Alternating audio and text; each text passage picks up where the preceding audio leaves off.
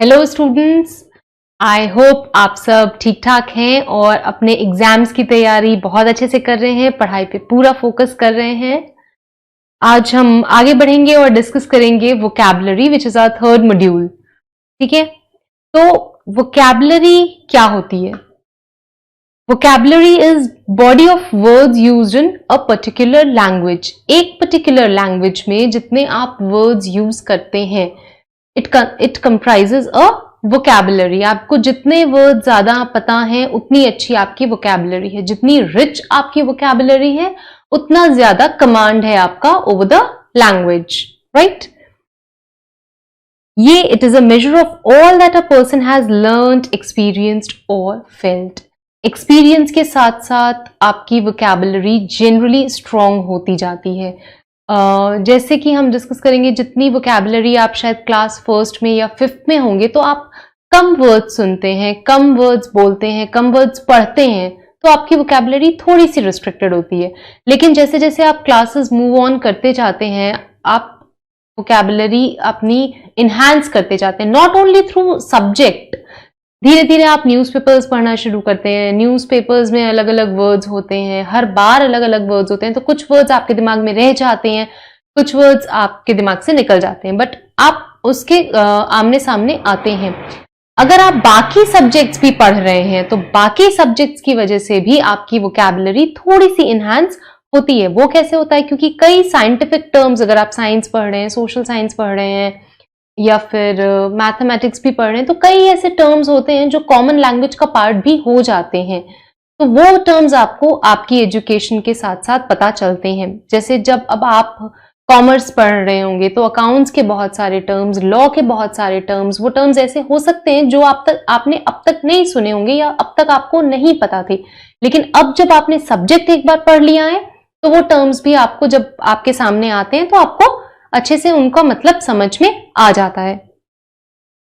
It requires knowledge of meaning of the word and their usage in appropriate context. जैसे जैसे आप पढ़ते हैं, वर्ड्स को समझते हैं, आपको ये भी साथ में पता चल जाता है कि उनका क्या मीनिंग है और वो किस कंटेक्स्ट में यूज किए जाएंगे।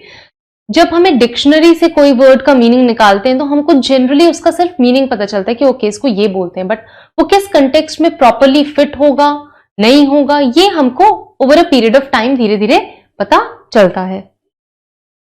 It is developed with age and serves as fundamental tool for communication and acquiring knowledge. Age के साथ धीरे धीरे बढ़ते ही हैं हमारी वोकैबुलरी, क्योंकि हम और ज्यादा टर्म्स को सामने से देखते हैं। We come across more and more number of words. अब रिच वोकैबुलरी इतनी ज्यादा जरूरी क्यों है? Why are we focusing it? आखिर क्यों नहीं? अगर कम भी वोकैबुलरी होगी, थोड़े से ही वर्ड्स पता होंगे तो क्या फर्क पड़ जाएगा? हम अपनी बात को इफेक्टिवली कह नहीं पाएंगे, राइट? जब कई बार होता है कि हम सोच में पड़ जाते हैं कि अगर हमें बोलना है तो क्या बोलें।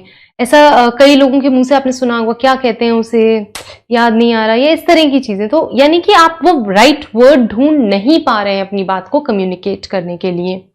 तो अगर आपकी वोकैबुलरी रिच होगी, स्ट्रांग होगी, तो आप अच्छे से कम्युनिकेट कर पाएंगे, अच्छे से एक्सप्रेस कर पाएंगे, आपकी राइटिंग स्किल्स इंप्रूव हो जाएंगी, आपको प्रोफेशनल एरिया में जहां पे भी आप जा रहे हैं, it's going to benefit you.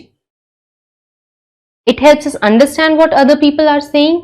दूसरे की वोकैबुलरी हमसे ज्यादा अच्छी है तो वो कुछ ऐसे वर्ड्स यूज कर लेगा जो हमें नहीं पता है, लेकिन हमारी भी अगर ठीक ठाक है तो जो सामने वाला कह रहा है उसकी बात भी हम समझ पाएंगे। It gives us ability to articulate what we clearly what we mean. हमको अपनी बात क्लियरली और स्पष्ट शब्दों में अच्छे से समझाने के लिए भी जरूरी है कि हमारे पास एक अच्छी वोकैबुलरी हो। Vocabulary knowledge boosts our ability to grasp ideas and think more logically. ठीक है, वोकैबुलरी होती है तो हम आइडियाज भी थोड़े से इकट्ठा कर लेते हैं और लॉजिकल वे में सोच पाते हैं। Helps us communicate, हमने ऑलरेडी डिस्कस कर लिया है। Makes good impression on others. अब आपको अगर किसी के ऊपर अच्छा इंप्रेशन बनाना है, अब मैं मेंशन नहीं करने जा रही कि किसके ऊपर अच्छा इंप्रेशन बनाना है, that is irrelevant for this class, लेकिन अगर किसी के ऊपर बनाना है तो आप अच्छी सी इंग्लिश बोल सकते हैं, वोकैबुलरी अच्छी होगी तो कुछ ऐसे वर्ड्स पिकअप कर सकते हैं जो सामने वाले को लग सकता है वाओ, ये वाली फीलिंग एक्सक्लेमेटरी मार्क के साथ आ सकती है, राइट? अब हमने बात कर ली, बहुत सारे वर्ड्स के कम अक्रॉस हम आते हैं, ठीक है, बहुत सारे वर्ड्स हम देखते हैं, लेकिन हम क्या सारे याद करें, सारे मेमोराइज करने की जरूरत है? अगर ऐसे करने चाहेंगे तो कोई भी पूरी डिक्शनरी मेमोराइज नहीं कर सकता, आई ऑलवेज से, ठीक है। तो हमें किन वर्ड्स पे फोकस करना है? हमें उन वर्ड्स पे फोकस करना है जो हम रिपीटेडली पढ़ रहे हैं, जो बेसिक है, ठीक है। उन वर्ड्स पे फोकस करना है जो हम रेगुलरली यूज करना चाहते हैं, यानी कि उनकी फ्रीक्वेंसी बहुत ज्यादा है। हमें उन वर्ड्स पे फोकस करना है जो हमारे सब्जेक्ट से रिलेटेड है। जैसे कि मैंने अभी मेंशन किया था, अगर आप अकाउंट्स पढ़ रहे हैं, लॉ पढ़ रहे हैं, तो उनमें जो फ्रीक्वेंट टर्म्स आ रहे हैं, बेसिक टर्म्स आ रहे हैं, आपको वो आपकी वोकैबुलरी में होने चाहिए, ताकि you can understand the subject better, you can express yourself in the answers written for those subjects, right. Vocabulary कितनी तरह की होती है? वोकैबुलरी 4 तरह की हो गई बेसिकली, आपकी speaking, listening, reading and writing, ठीक है। तो अब ये 4 तरह की वोकैबुलरी आपके पास है। स्पीकिंग मतलब क्या? जो हम बोलते हैं, हम बोलने में जितने वर्ड्स यूज करते हैं, that is our speaking vocabulary. जितने वर्ड्स हमको पता होते हैं, जरूरी नहीं है कि हम सारे के सारे वर्ड्स को बोलने में यूज करें, we use a lot less words, right. तो हम जो वर्ड्स स्पीक करते हैं, बोलते हैं, वो हमारे स्पीकिंग वोकैबुलरी का हिस्सा होते हैं। Around 10,000 words on an average हमें पता होते हैं जो हम बोलते हैं। लिसनिंग, जो हम सुनते हैं और समझते हैं, वो वर्ड्स कहीं ज्यादा होंगे, क्योंकि हमारे सुनने में कई ज्यादा वर्ड्स आते हैं, बट हम एक्चुअली यूज कम वर्ड्स करते हैं। तो जो हम वर्ड्स अराउंड सुनते हैं और समझते हैं, वो अराउंड 50,000 वर्ड्स होते हैं। अब आप खुद देखिए, हम अराउंड 50,000 वर्ड्स सुनते हैं, उसमें से खाली हम 10,000 वर्ड्स यूज कर पाते हैं। रीडिंग वोकैबुलरी क्या हो गई? जब आप पढ़ रहे हैं कोई भी टेक्स्ट, तो आपको जितने वर्ड समझ में आ रहे हैं, आप समझ पा रहे हैं, that consists of your reading vocabulary. अगर कोई बहुत ही एक अच्छा रीडर है, तो उसके पास ये वोकैबुलरी सेकेंड लार्जेस्ट हो सकती है। Listening for all is almost first book, ठीक है। सबसे ज्यादा वोकैबुलरी, सबसे बड़ी वोकैबुलरी, सबसे एक्सटेंसिव वोकैबुलरी की अगर मैं बात करूं, तो वो जनरली हर किसी के लिए लिसनिंग वोकैबुलरी ही होती है। हम सबसे ज्यादा वर्ड्स सुनते हैं, लेकिन अगर कोई ऐसा बंदा है जो बहुत ज्यादा पढ़ने में एंगेज्ड है, तो उसके लिए रीडिंग उसको फॉलो कर सकती है। Writing vocabulary, words which we use while writing to express ourselves, वो क्या होती है? अफेक्टेड होती है by the words we spell. Generally क्या होता है, हम जो बोलते हैं वही हम लिख पाते हैं। तो ये दोनों वोकैबुलरी थोड़ी सी रिलेटेड हो जाती हैं, यानी कि जिन वर्ड्स को हम बहुत अच्छी तरह से समझते हैं, हम उन्हीं को बोल पाते हैं और उन्हीं को लिख भी पाते हैं। तो ये दोनों हमारी वोकैबुलरी थोड़ी सी हमारे यूजेज पे, हमारे समझने पे डिपेंड करती है। तो इसलिए हम इसको एक्सप्रेसिव भी कहते हैं, यानी कि हम पे डिपेंड करेगी, हम कैसे कर पा रहे हैं अपने आप को एक्सप्रेस। हम जिन वर्ड्स के थ्रू अपने आप को एक्सप्रेस कर पा रहे हैं, वो स्पीकिंग और राइटिंग होंगी, हम जो बोल रहे हैं और जो लिख रहे हैं, तो ये दोनों एक्सप्रेसिव हो गई। वाइल लिसनिंग और रीडिंग क्या हुई? वर्ड्स ऑलरेडी गिवन है, आप कितने पहचान पा रहे हैं, तो ये दोनों हो गई आपकी रिसेप्टिव, आप रिसीविंग एंड पे हैं। ऑलरेडी वर्ड्स प्रेजेंटेड हैं, उसमें से आप कितने समझ पा रहे हैं। आपको एक्सप्रेस नहीं करना है, आपको वो वर्ड्स लिखने नहीं है, राइट। तो listening and reading are receptive vocabularies, while speaking and writing are expressive vocabularies।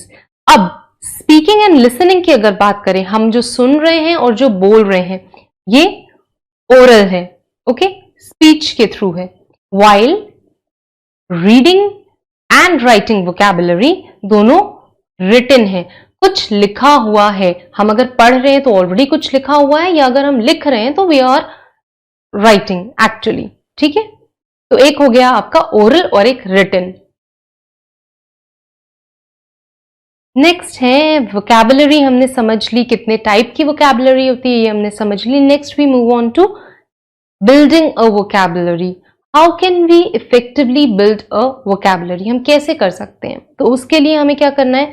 Regular basis पे हमको फोकस करना है, स्टडी करने हैं वर्ड्स को, अटेम्प्ट करना है कि हम कुछ बिल्डिंग एक्सरसाइजेस करें, हमको कंसिस्टेंटली काम करना है, एक दिन में नहीं होगा। Suppose even you are even if you are reading a sentence or reading dictionary and coming up with a single new word every day, and even if you are not using it, even if you are not applying it, you may forget those words in a couple of days, right?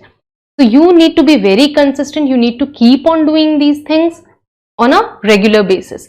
Vocabulary build करने के लिए कोई shortcut नहीं है, so you don't even try for that, right? जो है वो यही है कि आपको हार्ड वर्क करना है, पढ़ना है, बहुत जरूरी है. जितना ज्यादा आप पढ़ेंगे उतना ज्यादा आप वर्ड्स को यूज करने का ट्राई कर पाएंगे, right? You need to be aware of the words. You need to be aware of the words. आपको वर्ड्स पता होने चाहिए, आपको पढ़ना जरूरी है. यूज अ डिक्शनरी, हम सब यूज करते हैं.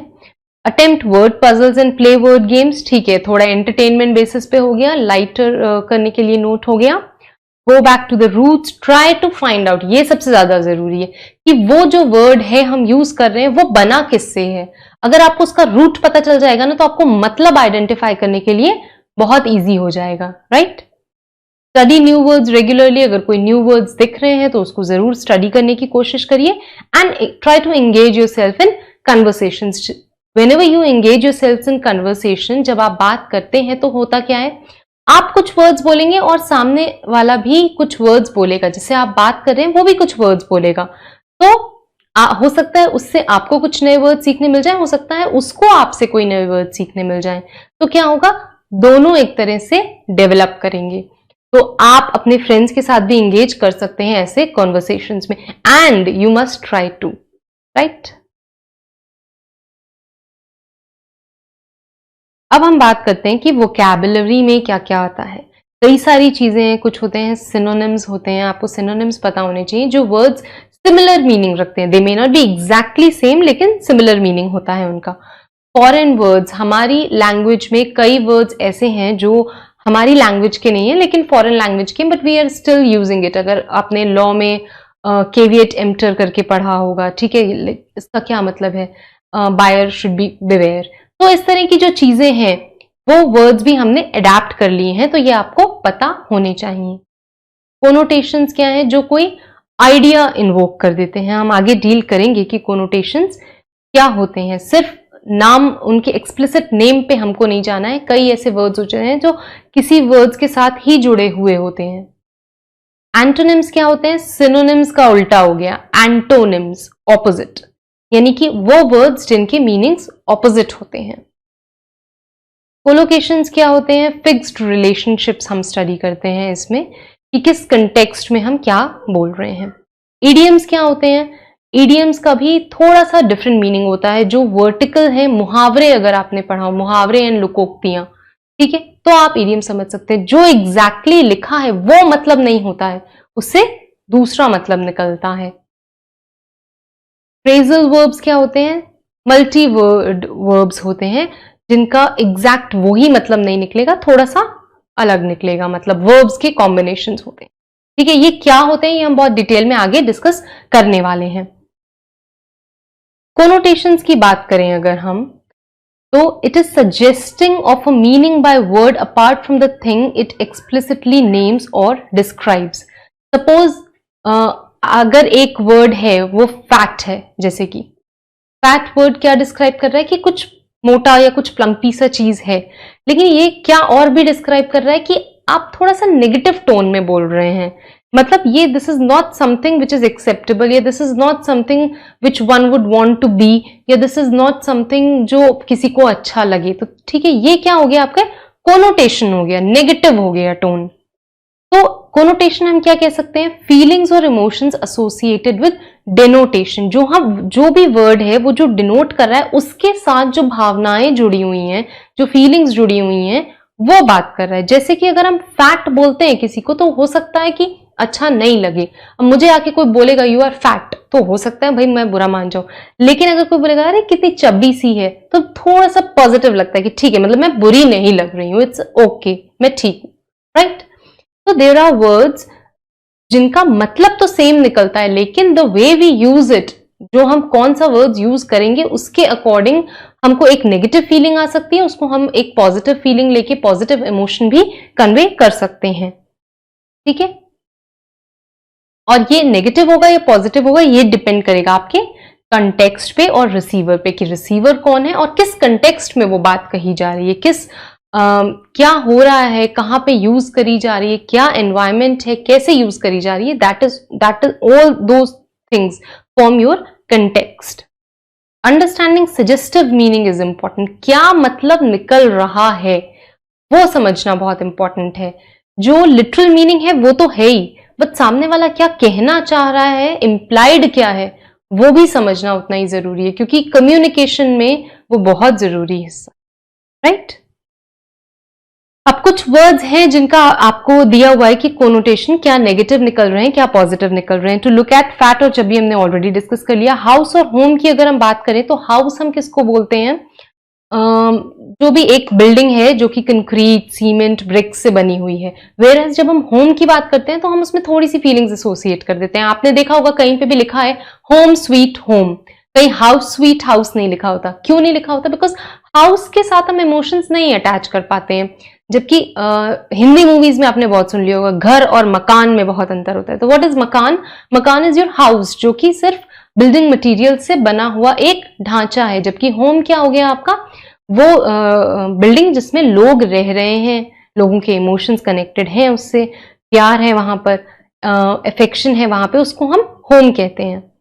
ठीक है. तो हाउस जो है थोड़ा सा नेगेटिव कोनोटेशन है और नेगेटिव टोन है, और होम जो है थोड़ी सी पॉजिटिव टोन देता है. वर्बोस और एलोक्वेंट.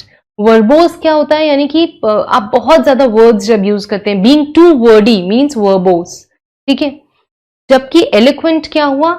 आप अपने आप को बहुत अच्छे से विविडली एक्सप्रेस कर रहे हैं, यानी कि आप वर्ड्स तो ज्यादा यूज कर रहे हो लेकिन आप बहुत अच्छे से उसको एक्सप्रेस करने के लिए यूज कर रहे हो.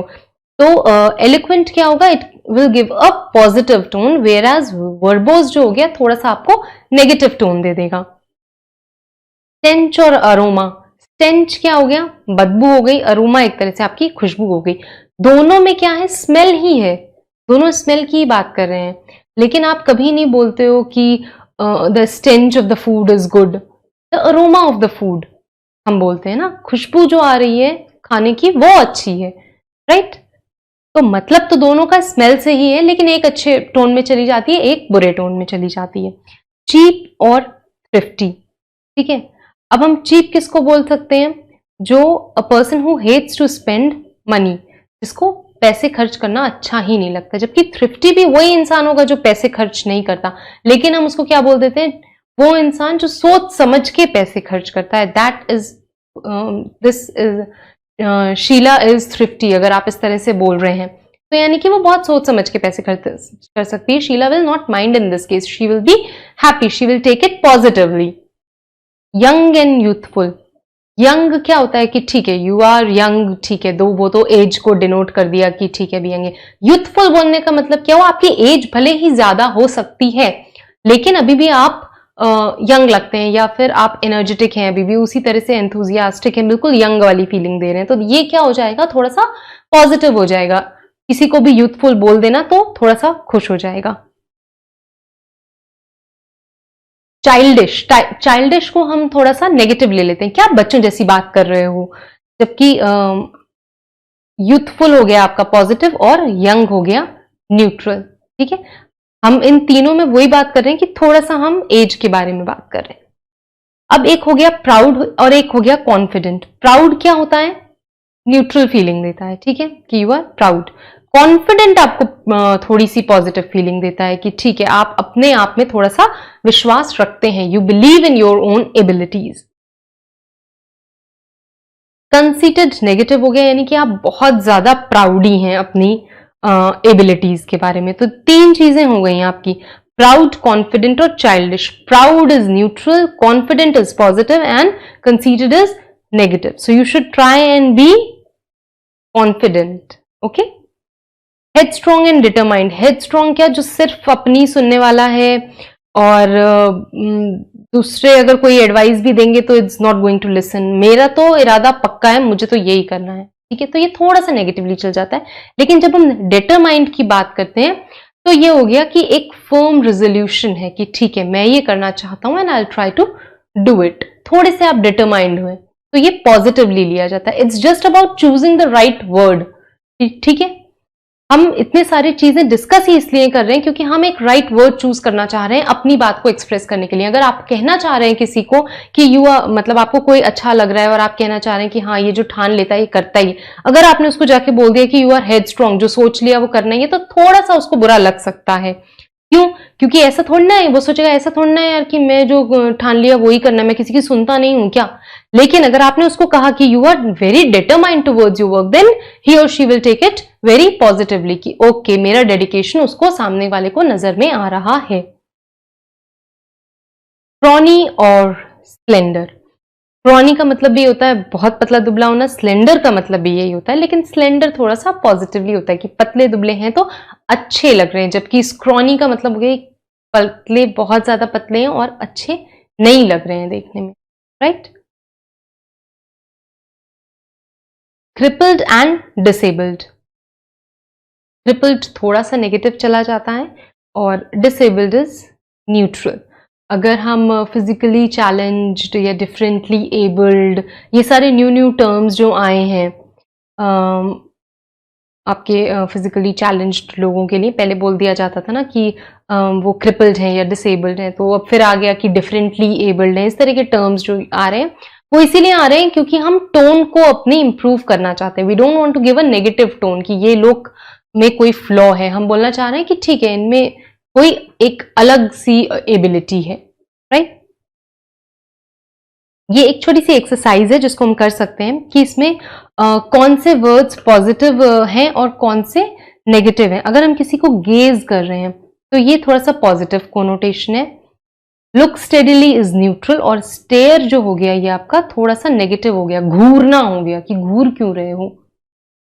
ब्रेन वॉश आपका नेगेटिव हो गया। परसुएड करना किसी को, ठीक है, पॉजिटिव हो गया, ये आपका पॉजिटिव हो गया। इन्फ्लुएंस वन वे और द अदर, यानी कि कैसे भी करके इन्फ्लुएंस करना है, तो ये थोड़ा सा neutral. Delayed, not on time and tardy, ठीक है। ट्राई करिए इन सारे वर्ड्स को। समवॉट इंटरेस्टेड, नोजी या क्यूरियस। क्यूरियस हो आप किसी चीज के लिए तो ये अच्छी बात है, यू आर पॉजिटिव। नोजी है यानी कि पोक कर रहे हैं हर जगह जाके, यू आर नॉट वांटेड लेकिन आप फिर भी जाके अपने इनपुट्स दे रहे हैं, तो you are being nosy. Somewhat interested is neutral, आप ठीक है। Lazily without haste, leisurely. Leisurely यानी कि ठीक है, इट्स पॉजिटिव, आप अपने इच्छा से अपने आराम से काम कर रहे हैं। लेजिली कर रहे हैं तो थोड़ा सा नेगेटिव चला जाता है। विदाउट हेस्ट कर रहे हैं तो ये आपका न्यूट्रल हो जाएगा, यानी कि ठीक है, जल्दीबाजी में नहीं कर रहे हैं। Ask of someone, demand and request. When you demand something it is a bit of negative. When you request someone, इसका मतलब आप पोलाइटली कर्टियसली किसी को बोल रहे हैं कोई चीज करने के लिए, तो request is positive, demand is negative, and then ask of someone ठीक है, न्यूट्रल हो जाता है। आगे भी आप ट्राई करिए करने का। Gathering, large group, mob. Mob क्या होता है, जनरली हम भीड़ से रेफर कर देते हैं तो नेगेटिव हो जाता है। Discuss with others, debate and argue. दूसरों के साथ डिस्कस करना, डिबेट करना और आर्ग्यू करना। आर्ग्यू करना जो हो जाता है आपका नेगेटिव हो जाता है, ठीक है। स्पाई करना, इस केस में ऑब्जर्व कर रहे हो तो अच्छी बात है, किसी को वॉच कर रहे हो तो ठीक है, न्यूट्रल है, लेकिन स्पाई कर रहे हो, अगर किसी पे नजर रख रहे हो तो थोड़ा सा न्यूट्रल हो जाता है, जबकि सबका मतलब एक ही निकलता है कि आप किसी को वॉच कर रहे हैं। इसी तरह assertive, firmly confident, pushy. Pushy आपका इसमें नेगेटिव हो जाएगा, किसी को बहुत ज्यादा किसी चीज के लिए पुश करना, बोलते जाना तो अच्छा नहीं लगता, थोड़ा सा नेगेटिव कोनोटेशन हो जाता है। You should try doing this on your own. Next क्या है, अब आप बात कर रहे हैं इसमें जो है इसके आपको जो वर्ड्स हैं ये smell, hobby, adventurous, old, assertive, इसका आपको एक पॉजिटिव कोनोटेशन सोचना है, एक नेगेटिव सोचना है। स्मेल के लिए तो भी ऑलरेडी डिस्कस्ड किया, आप स्टेंच और अरोमा कह सकते हैं, ठीक है। स्टेंच आपकी थोड़ी सी बैड स्मेल की तरफ चला जाता है, अरोमा थोड़ी सी गुड स्मेल की तरफ चला जाता है, which is a positive connotation. Siddharth's interest in painting has turned into a hobby. Hobby हो गई, ठीक है, ऑब्सेशन हो गया यानी कि जिद हो गई तो नेगेटिव चला गया। एवोकेशन हो गया यानी कि ठीक है, आपका पैशन टाइप का हो गया तो आपका it's a positive kind of a thing. Adventurous है तो फूल हार्डी आपका नेगेटिव हो जाएगा। करेजियस है अगर आप तो वो पॉजिटिव हो जाएगा। इसी तरह असर्टिव है, बॉसी अगर हो गए कि हर बात में अपनी चला रहे हो तो थोड़ा सा वो नेगेटिव चला जाता है। कॉन्फिडेंट हो गए तो पॉजिटिव चला जाता है। I am just discussing it very briefly, आपको ये खुद से करके देखना है तो आपको ज्यादा आइडिया लगेगा। अब ये एक सेंटेंस है, इसमें you need to choose the right word कि कौन सा कोनोटेशन फिट बैठेगा इसमें। तो अब हम इसमें क्या करेंगे, द रेफ्रिजरेटर इज एक्सपेंसिव या ओवर प्राइज्ड, दोनों में से आपको कोई एक चीज चूज करनी है। But Soham did not mind paying extra because of numerous useful features it has. तो ये क्या सेंटेंस कैसी बात कर रहा है, ठीक है बहुत सारे फीचर्स हैं उसमें, इसलिए थोड़ा सा ज्यादा देने में बुरा नहीं लगा। तो आपका क्या है, पॉजिटिवली साइड जा रहा है, तो आप एक्सपेंसिव चूज। दिस रेफ्रिजरेटर थोड़ा सा महंगा तो है लेकिन Soham did not mind paying extra. Next हो गया, Shiv Tomar and his cronies या employees have controlled the management in this company for over 14 years now. I wish Arindam Chatterjee is elected president this time. अब वो क्या बोल रहा है, Shiv Tomar and his cronies का मतलब क्या होता है, सबसे पहली बात तो cronies का मतलब थोड़े फ्रेंडली वे में आप फ्रेंड समझ सकते हो, ठीक है, जो आपके क्लोज होते हैं जिनसे आप चिट चैट कर सकते हो। या employees have controlled the management, अब मैनेजमेंट किसने कंट्रोल किया होगा, मैनेजमेंट कंट्रोल किया होगा शिव तोमर एंड हिज क्रोनीज ने किया होगा, फ्रेंड्स ने। एम्प्लॉयज की बात नहीं करते हैं हम जब कंट्रोल की बात कर रहे हैं मैनेजमेंट की, ठीक है। एम्प्लॉयज थोड़ा सा आपका फॉर्मल चला जाता है, दोस्त जिनको आप पे करते हो और वो आपके लिए काम करते हैं। एम्प्लॉयज का मतलब इतना ही निकलेगा, राइट। तो हमको थोड़ा सा पॉजिटिवली लेकर आना है, तो इसलिए cronies will be the right word in this case. Hopefully I won't have to share office spaces with Mrs Singh. I hope कि मुझको ऑफिस में मिसेस सिंह के साथ ना बैठना पड़े। She can be very curious या न्यूजी। अब वो नहीं बैठना चाह रही हैं, तो कैसा सेंटेंस है ये, थोड़ा सा नेगेटिव दिखा रहा है कि Mrs crony is not something that I want, ठीक है। तो अब क्या होगा, क्यूरियस तो एक पॉजिटिव कोनोटेशन वाला वर्ड है कि वो उत्सुक रहती हैं बहुत। नोजी क्या हो गया, हर चीज में पोक करना, कुछ ज्यादा ही घुसना हमारी लाइफ्स में। तो वो नहीं चाहती हैं मिसेस सिंह के साथ बैठना, क्यों, because she can be nosy. तो नोजी आपका राइट वर्ड होगा। अगर क्यूरियस होंगी, कुछ अच्छी क्वालिटी होगी, तो वो तो उनके साथ बैठना चाहेंगी ना। अब क्या है next, please ask Rohit to turn down the volume, it is difficult for me to concentrate with all that music या नॉइज। उसको कोई तकलीफ हो रही है, वो नेगेटिव टोन में बात कर रहा है, राइट। तो क्या हो रहा होगा, it is difficult for me to concentrate with all that noise. Music तो अच्छा लगता है सबको, तो music is a positive connotation, right. हम यहां पे नॉइज हमारा करेक्ट वर्ड होगा। Mister Nair had better be wary of his neighbour, Miss Banerjee she is a crafty, a clever one. Mister Nair को बोल रहा है वो थोड़ा सा सावधान ही रहे अपनी नेबर से। She is clever is a positive tone, crafty is a negative tone, यानी कि क्लेवर है और कुछ भी कर लेंगी, मतलब राइट और रॉन्ग का इतना सोचेंगी नहीं कुछ करते समय। तो crafty would be the right term, क्योंकि इस पूरे सेंटेंस में जो है थोड़ा सा नेगेटिव टोन है फॉर मिस बैनर्जी। तो she can not be clever, हम पॉजिटिव वर्ड नहीं यूज कर सकते, we need to use a negative word. I have great respect for your brother who is rather reserved or antisocial.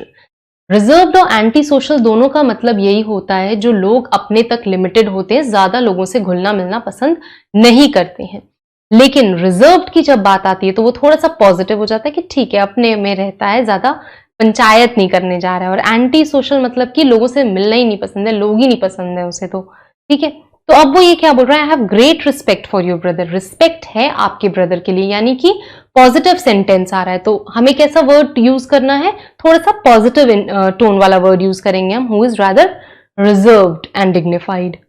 My friend can't stand her mother in law who is very thrifty या miserly, she has lot of money but refuses to help others. अब ये क्या बोलना चाह रहा है, मैं अपनी मदर इन लॉ को नहीं स्टैंड कर सकता हूँ, ठीक है। क्यों नहीं कर सकता हूं, क्योंकि उनके पास बहुत पैसा है और वो फिर भी दूसरों की हेल्प नहीं करना चाहती हैं।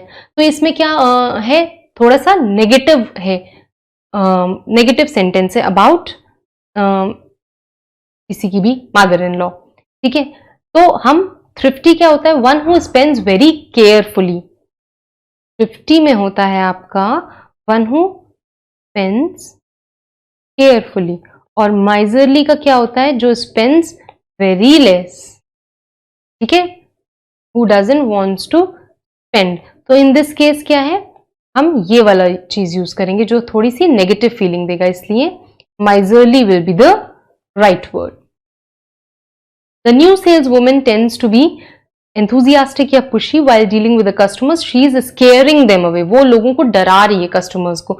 तो ये कैसा हो गया, डराना किसी को अच्छी बात तो है नहीं, ठीक है, तो ये हो गया थोड़ा सा नेगेटिव वे में चला गया आपका। तो अब आप क्या करेंगे इसमें, enthusiastic या pushy? You will choose pushy, यानी कि लोगों को बहुत ज्यादा बोल रही है कि कस्टमर्स को कुछ भी।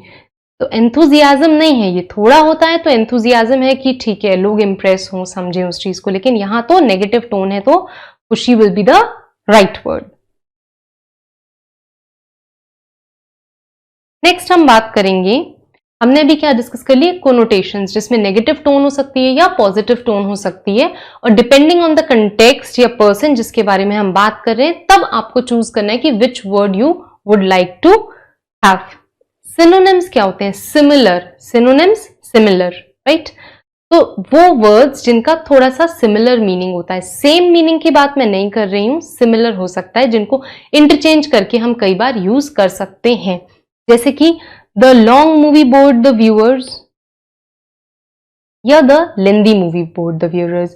दोनों में हम मूवी के टाइम स्पैन की बात कर रहे हैं कि वो बहुत ज्यादा बड़ी थी, वो लॉन्ग भी बोल दिया हमने या लेंदी भी बोल दिया हमने, तो दोनों का मतलब सेम ही निकल के आया, तो दीज आर सिनोनिम्स।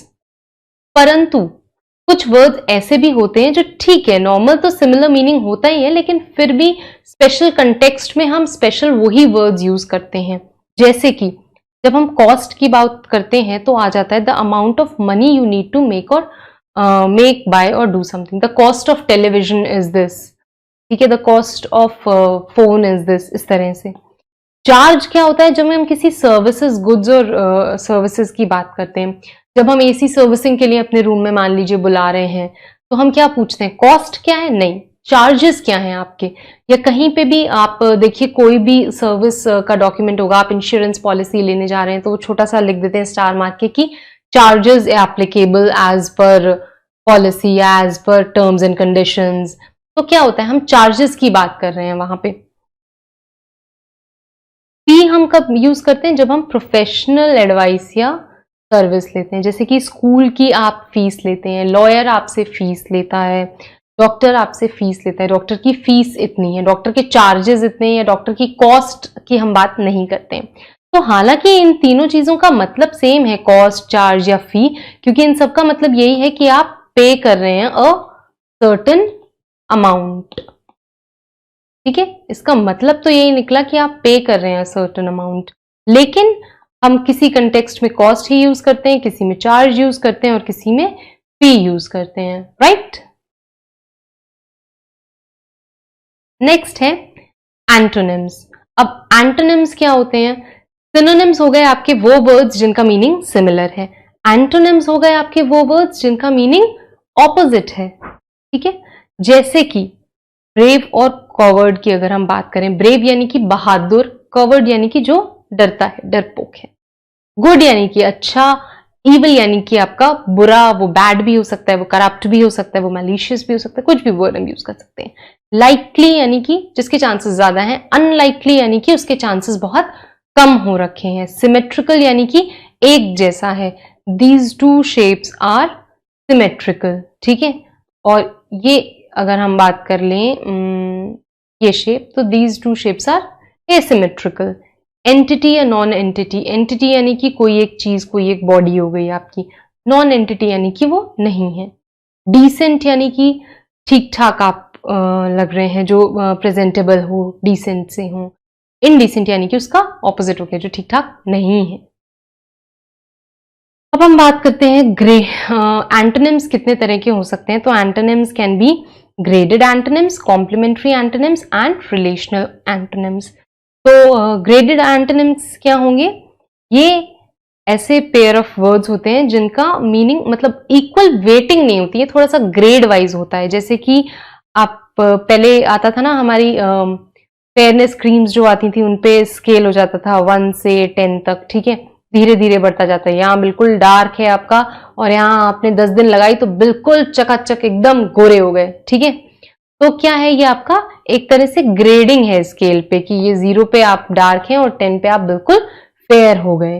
तो धीरे धीरे बढ़ रहा है। अगर हम बोले कि बीच में भी कोई वैल्यू हो सकती है तो yes, it is possible. Complementary क्या हुआ, जो एक दूसरे को कॉम्प्लीमेंट करते हैं, यानी कि पेयर ऑफ वर्ड्स जिनका मीनिंग ऑपोजिट ही निकलता है, पर आप उसको ग्रेड नहीं कर सकते हो कि मोर डार्क या लेस डार्क, ऐसा आप नहीं कर सकते हो। मोर पुश या मोर पुल या लेस पुश या लेस पुल नहीं कर सकते हो आप। ये पुश और पुल ही रहेगा। पुल मतलब हो गया आपको खींचना और पुश मतलब हो गया कुछ धक्का देना। तो ये एज इट इज ही रहेगा, इसको हम इसमें कुछ ग्रेड नहीं लेकर आ सकते हैं। जबकि फेयर एंड डार्क में मोर fair, more dark, less fair, less dark, ऐसे हम टर्म्स ग्रेड कर सकते हैं। रिलेशनल क्या होता है? रिलेशनल हो गए आपके कि वो तभी एक सेंस बनाएंगे जब एक रिलेशनशिप में होंगे। जैसे कि बोरो एंड लेंड। अब बोरो मतलब क्या होता है? उधार लेना, और लेंड मतलब क्या होता है? उधार देना। जब कोई उधार देगा तभी तो आप उधार लोगे। तो बोरो एंड लेंड दोनों चीज साइमल्टेनियसली होती हैं। तो ये भी एक दूसरे के ऑपोजिट है, रिलेशनल ऑपोजिट है। इसका दूसरा एग्जाम्पल हम ये भी ले सकते हैं कि टीचर एंड स्टूडेंट। अगर स्टूडेंट्स हैं तभी तो कोई टीचर है, तभी तो पढ़ा रहे हैं ना। अगर स्टूडेंट्स ही नहीं है तो फिर टीचर भी नहीं होगा, राइट? तो ये भी एक रिलेशनल एंटोनिम्स हो गए आपके। इनके एडवांटेजेस क्या होते हैं एंटोनिम्स के? इनके भी यही एडवांटेजेस हैं कि आपका जो भी आइडिया है वो बहुत क्लियरली एक्सप्रेस हो जाएगा। जो आप कहना चाहते हैं वो बात आप अपनी अच्छे से कह पाएंगे। प्रिसाइज कम्युनिकेशन होगा, मोनोटनी नहीं होगी। मोनोटनी क्या हो गया? यानी कि एक ही जैसा चलता जाता है, जो उसको हम बोलते हैं मोनोटनी, वो चीज आपकी अवॉइड हो जाएगी। नए नए वर्ड्स यूज करेंगे तो रीडर भी जो है या जो सुनने वाला है उसको भी अच्छा लगेगा। Reduce redundancy. रिडंडेंसी भी क्या होता है? रिपीटिशन जो हो रहा है। एंड टू कीप राइटिंग और speech interesting to the audience. अगर आप ऐसा करेंगे तो थोड़ा सा इंटरेस्टिंग बना रहेगा ऑडियंस के लिए। अब इसमें थोड़े से एग्जाम्पल्स दिए हुए हैं, you can go through them. Antonyms और सिनोनिम्स के दिए, you need to memorize them, क्योंकि एग्जाम्स में आपके ये भी आ सकते हैं और कहीं बाहर से भी आ सकते हैं। तो it would be good as much examples as you can refer to. कुछ एग्जाम्पल्स हम डिस्कस कर लेंगे। एबोर है, जैसे कि इसका सिनोनिम्स क्या हो गए? इसका मतलब हुआ हेट करना या लोथ करना, डिटेस्ट, ये सारे सिनोनिम्स ही हैं। और इसके ऑपोजिट्स क्या हो गए? लव, लाइक, एडमायर, ये इसके ऑपोजिट्स हो गए। हेट का ऑपोजिट क्या होगा? नफरत का ऑपोजिट क्या होगा? प्यार होगा। बॉम्बास्टिक यानी कि पॉम्पस, लाउड, एबोवेंट। बहुत जोर जोर से कुछ हो रहा है, बॉम्बास्टिक। बॉम्ब से आप याद रख सकते हो, विच इज वेरी लाउड। ठीक है, ये एक एडजेक्टिव है जो किसी चीज को डिस्क्राइब करने के लिए यूज किया जा सकता है। इसके साथ क्या हो गया आपके? डल, इनएक्टिव या लैकलस्टर, बहुत डल है, तो ये इसके ऑपोजिट्स हो गए। कैकोफनी। कैकोफनी हम किसी भी हार्श साउंड को कहते हैं। कैक्टस अगर आप याद रखो ना तो वहां से लिंक कर सकते हैं थोड़ा सा, जैसे उसमें भी कांटे कांटे से होते हैं, अच्छे नहीं लगते हैं, हार्श होता है, तो वैसे ही हार्श साउंड्स को हम कैकोफनी बोलते हैं। डिसएग्रीबल नॉइज हो गई, उसका ऑपोजिट क्या हो गया? यूफनी। कैकोफनी है तो यूफनी, या कोई प्लेजेंट सी साउंड, अच्छी सी साउंड। जोवियल यानी कि जिसका नेचर जॉयफुल है, जॉय से आया है। तो आप कोई बहुत चीयरफुल हो, लाइवली हो, तो वो सब आपके सिनोनिम्स हो गए। और सैड हो या डल हो, नहीं खुश हो, तो वो आपके एंटोनिम्स हो गए। नेक्स्ट है आपका डर्टी।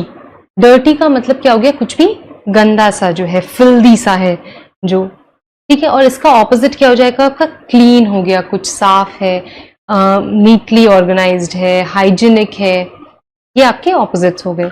वर्डेंट। वर्डेंट भी एक एडजेक्टिव है जो कि क्या डिस्क्राइब करता है? लश, ग्रीन, ग्रासी, कोई ग्रासी सी जगह, ग्रीनरी है जहां पे।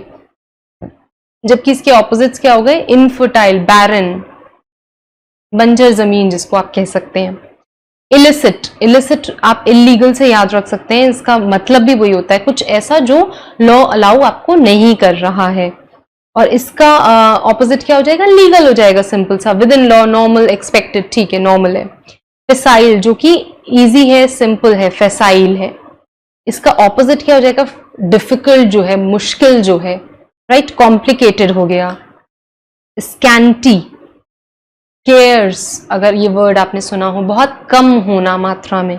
मीग्र, मेग्र, तो ये सारे इसके सिनोनिम्स हो गए। ऑपोजिट क्या हो जाएगा? बहुत ज्यादा होना, कुछ भी, अबंडेंस में जो है, a lot more, plenty. Insight जो है वो आपका वर्ब है, एक्शन है जो हो रहा है, तो इसका मतलब क्या होता है? किसी को इंस्टिगेट किया, एक तरह से अराउज किया, प्रोवोक कर दिया आपने। और इसका ऑपोजिट्स क्या हो जाएंगे? किसी को ठंडा कर दिया, बिल्कुल काम कर दिया, रिलैक्स, कंफर्ट, ठीक है। डेस्टिट्यूट यानी कि क्या हो गया आपका? जिस जो जरूरत से रिलेटेड होता है, ठीक है। तो या नीडी हो गए, पुअर हो गए, इनकेपेबल हो गए, जो जरूरतमंद लोग हैं, राइट, जिनको किसी चीज की जरूरत है। बाकी डेस्टिट्यूट के ऑपोजिट्स हो गए आपके रिच, जो अमीर हैं, जिनके पास सब कुछ है, एफ्लुएंट, वेल ऑफ यानी कि सब अफोर्ड कर सकते हैं वो लोग। पैलेटियल क्या हो गया? पैलेस लाइक, पैलेटियल, पैलेस लाइक, बड़ा सा, एनॉर्मस हो गया, ठीक है, ग्रैंड। और इसका ऑपोजिट क्या हो गया? अर्दी, बेसिक सा, कुछ सिंपल सा। अब ये एक्सरसाइज है, इसमें भी हम ट्राई करेंगे कुछ वर्ड्स के मीनिंग्स निकालने के, ठीक है। तो अगर ये हमसे पूछ रहा है in the following questions choose the words which best expresses the meaning of the given word, तो ये हमसे क्या पूछ रहा है? It is asking for synonyms, ठीक है। अब ऑब्लिटरेट है, इसका क्या मतलब हो सकता है? इसका मतलब है एक्चुअली में डिस्ट्रॉय कर देना कोई चीज। मायरियाड है, मायरियाड, तो आप इसको कनेक्ट करिए, इसका मतलब क्या हो सकता है? मेनी, बहुत सारा है, मायरियाड है।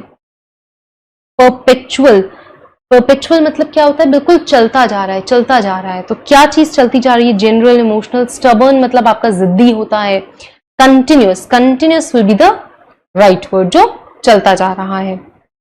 फिशर, जो बायोलॉजी के स्टूडेंट्स होंगे वो इसको बेटर रिलेट कर पाएंगे मे बी, अगर कोई है तो। इसका मतलब क्या होता है? स्मॉल, हम लिखते हैं कि उसकी स्किन पे एक स्मॉल फिशर सा है, ठीक है, तो इसको हम बोलते हैं एक ओपनिंग टाइप की है, तो इसका मतलब है ओपनिंग। डेस्पॉट, डेस्पॉट मतलब क्या होता है? कोई भी क्रूएल टाइप का रूलर है, जो कंट्री को रूल कर रहा है। और ये स्टोरेज से लिंक नहीं है, हॉट मील अगेंस्ट ऐसा नहीं है। तो आप कटआउट भी यूज कर सकते हैं, टायरेंट से रिलेटेड है। अगर आपको डेस्पॉट का मतलब पता है, टायरेंट का नहीं पता है, तो बाकी तीन क्रॉस आउट करके आप टायरेंट पे आ सकते हैं। फाइन, नेक्स्ट आगे बढ़ते हैं हम। Select a suitable antonym for the word given in the question. अब इसमें क्या करना है? हमको एंटोनिम यूज करना है, यानी कि जो आपका ऑपोजिट है, हमको वो ढूंढ के निकालना है। किसका? रिमोर्स का, ठीक है।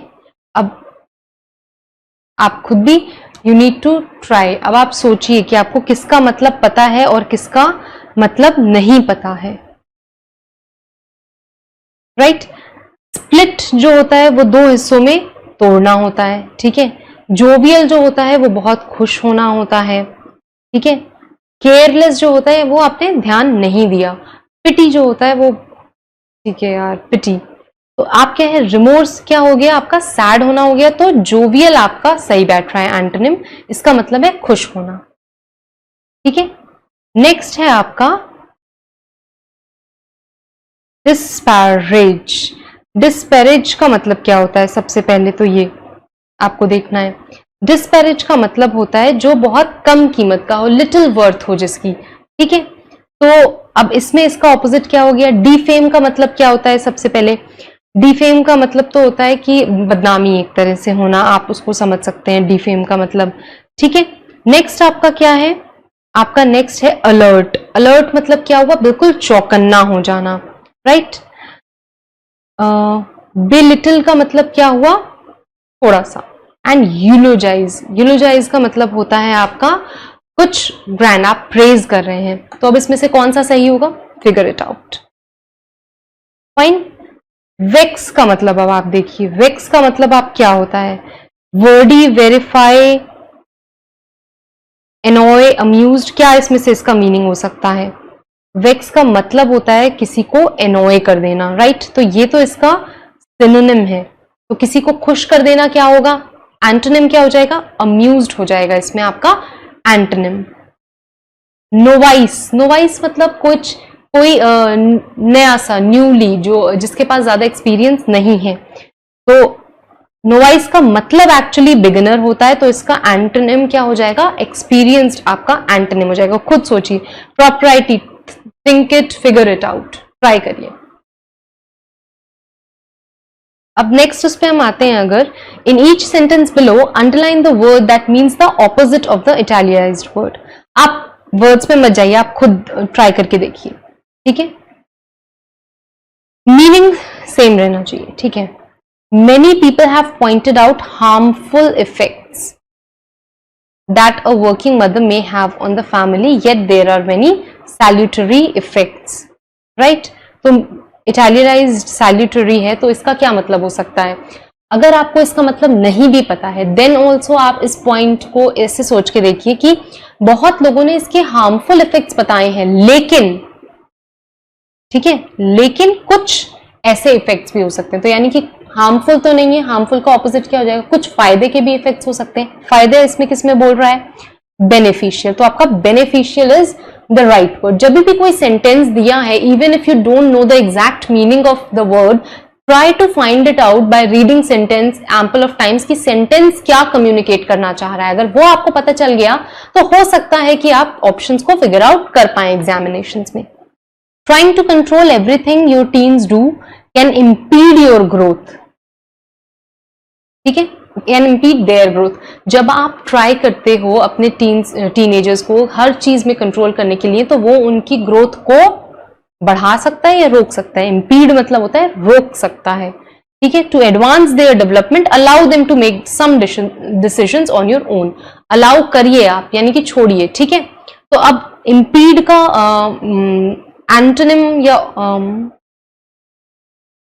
हम एंटोनिम्स देख रहे हैं, राइट, हाँ, ठीक है। तो हैम्पर, सिनोनिम देख रहे हैं हम, जो इटैलियाइज्ड वर्ड है उनके सिनोनिम्स अगर हम देख रहे हैं तो हैम्पर हो जाएगा, right. During their training police officers must respond to simulated emergencies in preparation, ठीक है। ट्रेनिंग हो रही है तो इमरजेंसीज कैसी होंगी? क्या वो एक्चुअल होंगी? नहीं, वो बनाई गई होंगी, तो मेड अप होंगी। I have seen students surreptitiously check answer sheets during exams, यानी कि चीटिंग की बात हो रही है यहाँ पे। However, until today, I never saw one openly lay out a cheat sheet, ठीक है। तो surreptitiously तो देखा है, कैसे देखा है? यानी कि सीक्रेटली देखा है, उन्हें सीक्रेटली देखा है। लाउडली चीटिंग करते या लीगली चीटिंग तो होता ही नहीं है, सीक्रेटली होगा।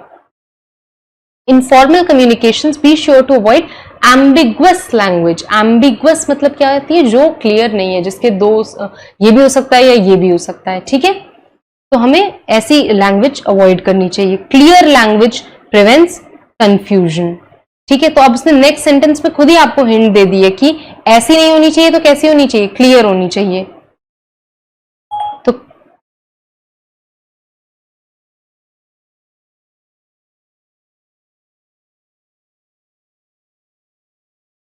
क्लियर होनी चाहिए, ठीक है। तो क्लियर का ऑपोजिट क्या हो गया? अनक्लियर हो गया। अब बात करते हैं हम रूट्स ऑफ वर्ड की, ठीक है। वर्ड्स के क्या रूट्स होते हैं? जैसे कि हमने पहले भी डिस्कस किया कि अगर हमको रूट एक बारी समझ में आ जाए तो उसका मीनिंग समझने में भी हमको आसानी होती है। रूट वर्ड को और छोटा नहीं किया जा सकता है, वो जैसा है वो एटलीस्ट वैसा ही रहेगा, तभी उसका कोई मतलब बनेगा। अगर रूट वर्ड को छोटा कर दिया फिर कोई मतलब ही नहीं निकल के आएगा उस वर्ड का, ठीक है। तो क्या है? Root word is a word और word part from which other words grow, जिससे दूसरे वर्ड्स निकलते हैं, usually through addition of prefix और सफिक्स। प्रेफिक्स जो होता है, वर्ड के पहले कुछ ऐड कर दिया तो प्रेफिक्स है, और वर्ड के बाद कुछ ऐड किया तो सफिक्स कहते हैं उसे हम। प्री पहले तो प्रेफिक्स, बाद में तो सफिक्स कहते हैं। Even though the root is the basis of a new word, it may not typically form a standalone word on its own, ठीक है। रूट बेसिस हो सकती है, हो सकता है कि वो अपने आप में एक अलग वर्ड ना बना पाए। अब बात कर रहा है वो कुछ वर्ड्स की जो आप देख सकते हैं, समझ सकते हैं। जैसे कि वो क्या बात कर रहा है? एरो, एरो का मतलब एयर से हो जाता है, ठीक है। एरोप्लेन, एरोस्पेस, एरेट, एरियल, सब कुछ एयर से रिलेटेड है। एक है vehicles fly in air, air space, give way to air, ठीक है। एंथ्रोप, एंथ्रोपोलॉजी आप कैसे बोलते हैं, स्टडी ऑफ ह्यूमंस, तो मैन से रिलेटेड हो गया, राइट, एंथ्रोपोलॉजी। कोई इससे वर्ड बनाकर देखिएगा एग्जाम में, अगर ऐसा कुछ होता है कि वो वर्ड क्या बन रहा है और उसका क्या मीनिंग हो रहा है, अगर वो पता है तो आप रूट वर्ड तक भी पहुंच पाएंगे। आर्ट, तो ये क्या हो गया, फर्स्ट, प्राइम, मोनार्क, आर्कियोलॉजी, तो फर्स्ट ओरिजिन्स की पढ़ाई, आर्कियोलॉजी। बिब्लियो, हम कई बार ये देखते हैं कि बिब्लियोग्राफी लिखी गई है, तो ये क्या होता है, बुक से रिलेटेड हो गया, ठीक है, बुक्स के बारे में हम एंड में कोई रिपोर्ट होती है, रेफरेंसेस के बाद हम बिब्लियोग्राफी भी लिख देते हैं ना। बायो, बायोलॉजी सबने पढ़ी है, तो बायो किससे रिलेटेड है, लाइफ से रिलेटेड है आपकी, right, study of life. Cent, percent हम बोलते हैं, तो सेंट किससे रिलेटेड है, 100 से रिलेटेड है। ये सारे you need to go through all of these. Side, अब आपको ये पता है कि पेस्टिसाइड हम बोलते हैं, राइट, तो पेस्टिसाइड मतलब क्या होता है, जो पेस्ट्स को किल करता है, दैट इज पेस्टिसाइड्स, राइट। तो साइड मतलब हो गया आपका, साइड मतलब हो गया आपका किल करना, right. Cracy, democracy, bureaucracy, right, तो हम किसकी बात कर रहे हैं कि कैसे रूलिंग गवर्नेंस हो रही है कंट्री में, ठीक है। तो क्रेसी का मतलब हो गया आपका टू रूल, कि आप कैसे रूल कर रहे हैं। डर्म, डर्मेटोलॉजिस्ट के पास हम जाते हैं, आजकल बहुत ट्रेंड में ना, सबको बहुत सारी स्किन की डिजीजेस हो रही हैं, तो अक्सर आजकल डर्मेटोलॉजिस्ट का कई लोगों को डैंड्रफ की प्रॉब्लम होती है, स्काल्प दिखाने जा रहे हैं, राइट, बाल बहुत झड़ रहे हैं, ये सारे इश्यूज बहुत ज्यादा कॉमन हो रहे हैं, तो हम किसके पास जा रहे हैं आजकल, डर्मेटोलॉजिस्ट के पास जा रहे हैं, तो वो स्किन से रिलेटेड होते हैं, ठीक है। ईगो, ईगोइस्ट है बहुत ज्यादा, इसमें बहुत ज्यादा ईगो है, तो यानी कि बहुत ज्यादा सेल्फ के बारे में सोच रहा है, वो अपने बारे में सोच रहा है, तो ये सेल्फ से रिलेटेड हो गया। यूफनी हम अक्सर बोलते हैं, यानी कि प्लेजेंट सा, गुड सा म्यूजिक, तो इसका मतलब है गुड, यूफोरिया, राइट। एक्री मतलब थोड़ा सा बिटर, इसको हम बोल सकते हैं, अच्छा नहीं है, जैसे कि एक्रिमनी है, उसके मतलब बहुत ही नफरत की भावना बहुत ज्यादा है अंदर, ठीक है, तो अच्छा नहीं है। एक्री से स्टार्ट हो रहा है अगर, तो इसका मतलब अच्छा नहीं है। Tele, telecommunication, telegram, telephone, ये सारे वर्ड्स हम यूज करते हैं, तो इसमें क्या होता है, जब अगर कोई दूर दूर है तो हमें कम्युनिकेट करने के लिए यूज होते हैं, तो इसका मतलब फार है, दूर से रिलेटेड है ये। पैथोस यानी कि हम बोलते हैं सिंपैथी, एपैथी, इम्पैथी, ये सारे वर्ड्स चल रहे हैं, तो इसका मतलब है इमोशंस से। जेक्ट, हम अक्सर बोलते हैं रिजेक्ट कर दिया या इजेक्ट कर दिया, पेन ड्राइव आपकी इजेक्ट होती है, यानी कि बाहर आ जाती है, तो क्या होता है, वो थ्रो आउट होती है। पहले मतलब अभी भी बहुत ट्रेंड था ना, पेन ड्राइव आपने अपने सिस्टम में लगाई, उसके बाद राइट क्लिक करके इजेक्ट करते हैं प्रॉपरली उसको बाहर निकालने के लिए, तो थ्रो आउट, जेक्ट। सेक्ट यानी कि कट आउट, आप डाइसेक्ट करते हैं किसी भी चीज को, डिसेक्ट करते हैं ना, बायोलॉजी में आप यूजुअली फ्रॉग या ऐसा कुछ पहले के टाइम में किया जाता था, मैंने भी नहीं किया है हालांकि, बट होता था, छिपकली लेकर, फ्रॉग लेकर डिसेक्ट कर देते थे, तो इसका मतलब क्या हुआ, काट रहे हैं, या कोई सेक्शन हम बनाते हैं, सेक्ट, राइट, तो इसका मतलब क्या होता है, हम डिवाइड कर रहे हैं अपने, जो भी पढ़ाई के भी अब कई सारे सेक्शंस बनाते हैं, तो उसको भी आप कर क्या रहे हैं, अल्टीमेटली हुआ डिवाइडिंग देम, तो कट आउट कर रहे हैं आप। विज, विज का मतलब विजन से आप समझ सकते हैं, इसका मतलब देखना, ओके, विजिबल है, इनविजन है। सेन यानी कि सीनियर से आप रिलेट कर सकते हैं, सीनियर, तो यानी कि ओल्ड, जो बड़े हैं आपसे। Senate, senile, council of senior members हो गया, ठीक है। तो ये कुछ वर्ड्स हैं जो हम देख सकते हैं, make new words combining the word root word, ठीक है। तो न्यू वर्ड क्या बन सकता है, प्लेस अगर दिया हुआ है तो हम लगा सकते हैं डिसप्लेस, यानी कि कोई चीज अपने जगह से हट रही है। कोड, तो हम डी कोड कर सकते हैं, ठीक है। एनकोडिंग एंड डीकोडिंग हमने ऑलरेडी कम्युनिकेशन में पढ़ा हुआ है, तो आपको आइडिया है कि वो क्या होता है। वेंट के आगे अगर हम प्री लगा दें तो प्रिवेंट, यानी कि कोई चीज हम रोक रहे हैं। सोशल के आगे अगर हम एंटी लगा दें तो एंटी सोशल हो जाएगा। ठीक है, लोगों से मिक्सअप करना नहीं पसंद है, रिस्ट्रिक्टेड रहना पसंद है। ओबे को हम डिसओबे भी कर सकते हैं, यानी कि आप बात नहीं मानते हैं। एक्ट को हम क्या करते हैं, ओवर एक्ट कर सकते हैं। ठीक है, ओवर रिएक्ट कर देते हैं कोई।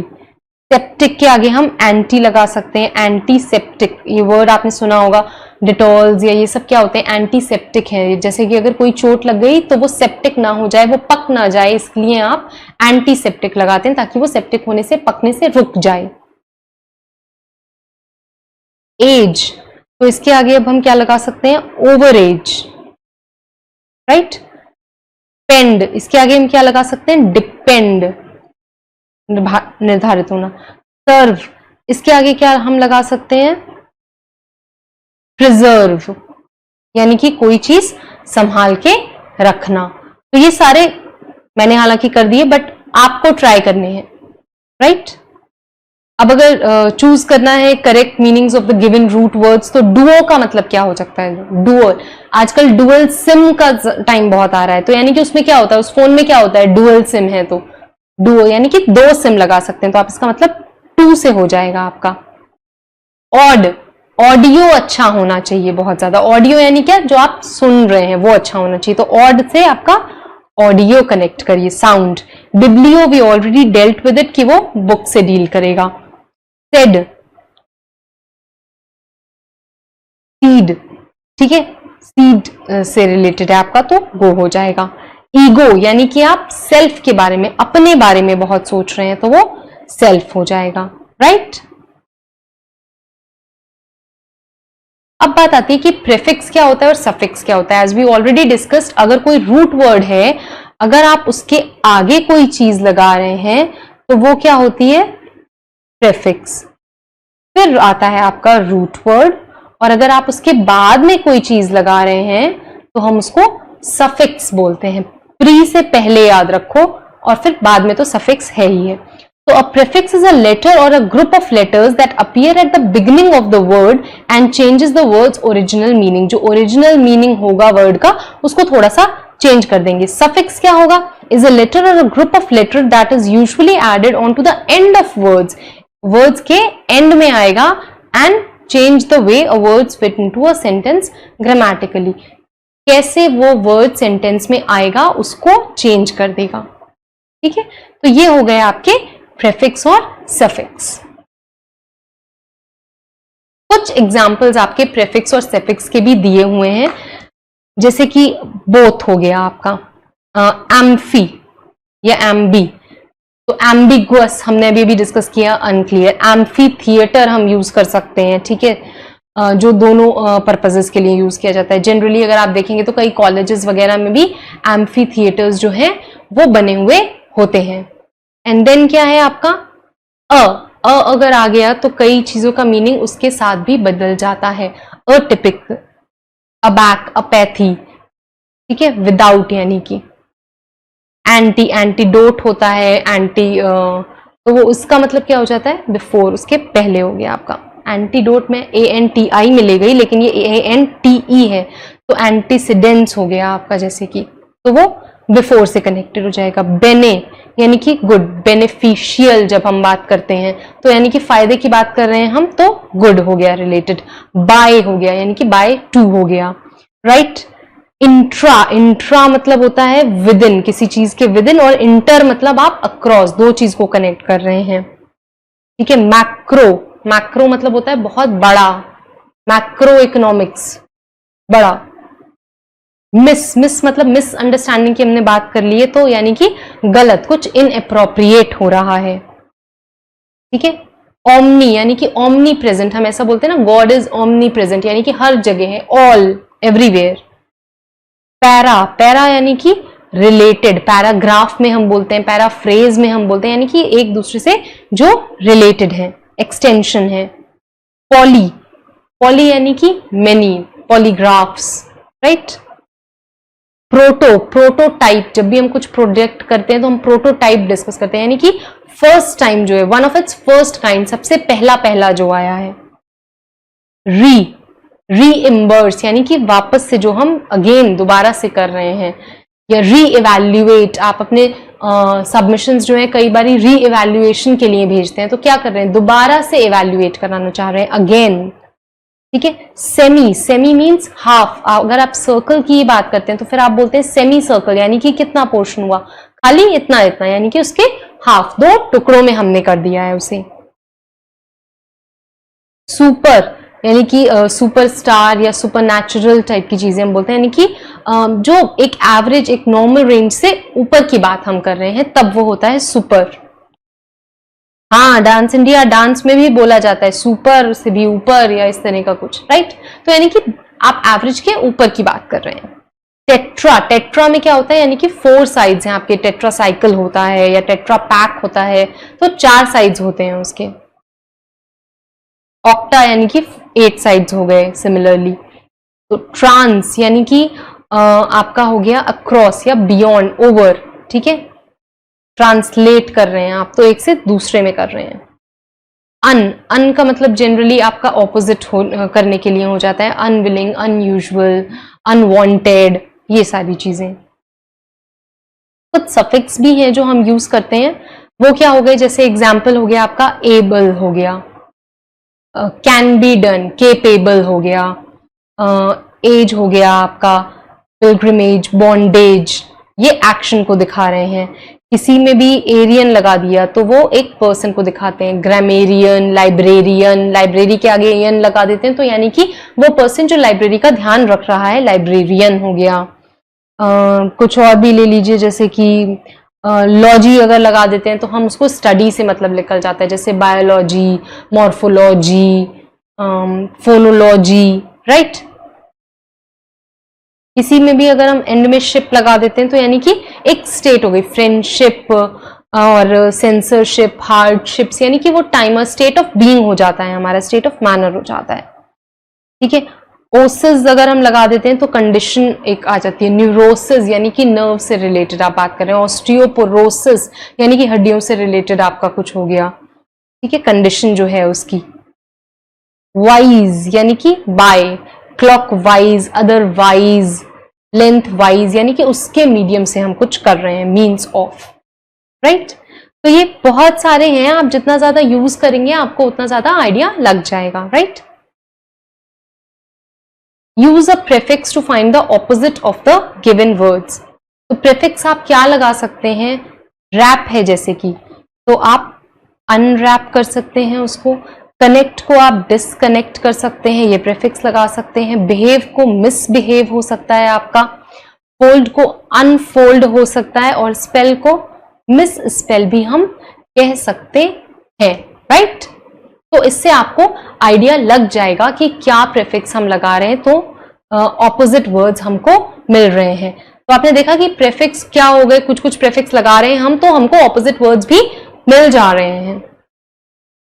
नेक्स्ट अगर आगे बढ़ें तो आपको ये बोल रहा है कि प्रीफिक्स और सफिक्स लगा के आपको ये सेंटेंस जो है वो कंप्लीट करने हैं। तो let's try it out. The team he supported was able to win the champion दिया हुआ है, तो अब हम इसमें क्या लगा सकते हैं, pre champion, miss champion. Team जिस वो टीम जो उसने सपोर्ट करी वो जीत गई, क्या जीत गई होगी, चैंपियनशिप जीत गई होगी, तो हम इसमें सफिक्स लगा सकते हैं, चैंपियनशिप हो जाएगा वो। I think you should dash your decision, it may not be the best thing to do। वो क्या बोल रहा है, आपको सोचना चाहिए, ये हो सकता है बेस्ट थिंग नहीं हो, तो क्या करने को बोल रहा होगा, दोबारा से सोचने को बोल रहा होगा। तो दोबारा से मतलब री लगा सकते हैं हम, रिकंसिडर, यहां हम लिख सकते हैं आपको रिकंसिडर करना चाहिए। The CEO has been responsible for many, कैसे डिसीजंस, अच्छे तो नहीं होंगे क्योंकि रिस्पॉन्सिबल ऐसे बोल रहा है, तो हम इसको अनपॉपुलर कर सकते हैं decisions. His dash comments made him disliked by female employees, female like employees को नहीं पसंद आया, तो उसने कुछ सेक्स पे कमेंट्स दिए थे, जेंडर पे कमेंट्स दिए थे, तो वो कैसे कमेंट्स हो सकते हैं, सेक्सिस्ट कमेंट्स हो सकते हैं जो डिसलाइक हुए थे, right. Dash of speech and belief is extremely important for health of and freedom, free होने की बात कर रहा है, तो क्या हो सकता है, फ्रीडम ऑफ स्पीच, है ना, आजादी होनी चाहिए हमको। ये रिक्वायर्ड है। तो ये बात कर ली हमने प्रीफिक्स यूज करने की, सफिक्स यूज करने की, कैसे कर सकते हैं, कहाँ पे कर सकते हैं, कैसे उसका मतलब बदल जाता है, कैसे वो उसको एंटोनिम बना देते हैं, कब वो क्या मीनिंग निकाल देते हैं वर्ड्स का, क्या रूट वर्ड्स होते हैं, ये सब हमने डिस्कस कर लिया। कुछ और भी है। Some TV shows are completely unsuitable for children, यानी कि नहीं देखने चाहिए, क्योंकि बाद में लिखा हुआ है must not watch them. The party was disastrous बोल सकते हैं, क्योंकि सब कुछ गलत हुआ वहां पे। They had to tranquilize, tranquil मतलब क्या होता है, lion before they could catch it, मतलब कि उसको आपने थोड़ा सा सिडेट किया, उसको ड्रग्स बोल सकते हैं, आपने इनकॉर्पोरेट किए ताकि वो थोड़ा सा लूज पड़े, तब आप उसको कैच करो। He needed to regulate the temperature बोल सकते हैं। You need a combination of motivation, organization and revision. ठीक है, तो ये वर्ड्स रूट जो भी दिए हुए हैं उनमें आपने कुछ में प्रीफिक्स, किसी में सफिक्स ऐड किया, तो सेंटेंस को आप उसमें फुलफिल लिख सकते हैं। You need a combine of नहीं चल जाएगा, उसमें कुछ सफिक्स ऐड करके कॉम्बिनेशन बनाया, तब वो सेंटेंस को सेंटेंस के लिए अप्रोप्रिएट वर्ड बन पाया।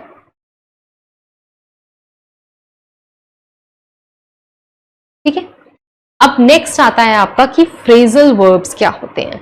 ये हम डिस्कस करेंगे, लेकिन we will discuss it in the next class, right.